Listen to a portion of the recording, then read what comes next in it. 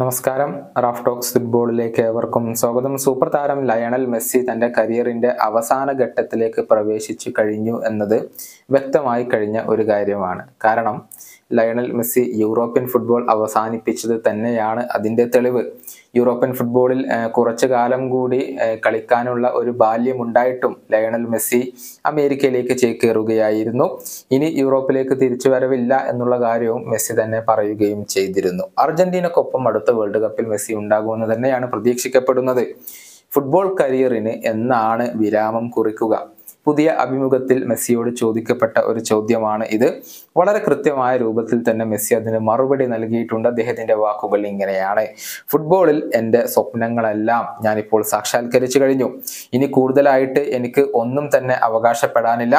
ഇതെല്ലാം നൽകിയതിന് ഞാൻ ദൈവത്തോടും അതുപോലെ തന്നെ എൻ്റെ സുഹൃത്തുക്കളോടും കുടുംബത്തോടും ഒക്കെ നന്ദി പറയുന്നു. ദൈവം എനിക്ക് ഇതുവരെ നൽകിയതെല്ലാം പരമാവധി ആസ്വദിക്കാനാണ് ഞാൻ ശ്രമിച്ചു കൊണ്ടിരിക്കുന്നത്. എനിക്ക് ഇനി മികച്ച പ്രകടനം നടത്താൻ കഴിയില്ല എന്ന ഒരു മൊമെന്റ് വരുമ്പോൾ എനിക്കത് തിരിച്ചറിയാൻ കഴിയും. ഫുട്ബോൾ ആസ്വദിക്കാൻ കഴിയാത്ത സമയം വരികയോ സഹതാരങ്ങളെ സഹായിക്കാൻ കഴിയാത്ത സമയം വരികയോ ചെയ്താൽ തീർച്ചയായും ഞാൻ അന്ന് വിരമിക്കും. ഞാൻ വളരെയധികം സ്വയം നിരീക്ഷിക്കുന്ന ഒരു വ്യക്തിയാണ്.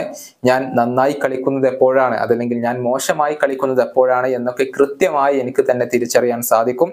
വിരമിക്കാനായി എന്ന് എനിക്ക് തോന്നിക്കഴിഞ്ഞാൽ ഞാൻ ഉടൻ തന്നെ വിരമിക്കും. എൻ്റെ പ്രായം ഞാൻ അവിടെ പരിഗണിക്കില്ല. പക്ഷെ എനിക്ക് കുഴപ്പങ്ങൾ ഒന്നുമില്ലെങ്കിൽ ഞാൻ തീർച്ചയായും കളിക്കളത്തിൽ തുടരാൻ തന്നെയാണ് ശ്രമിക്കുക. ഇതാണ് ലയണൽ മെസ്സി ഇപ്പോൾ തൻ്റെ വിരമിക്കലിനെ കുറിച്ച് പറഞ്ഞിട്ടുള്ളത്.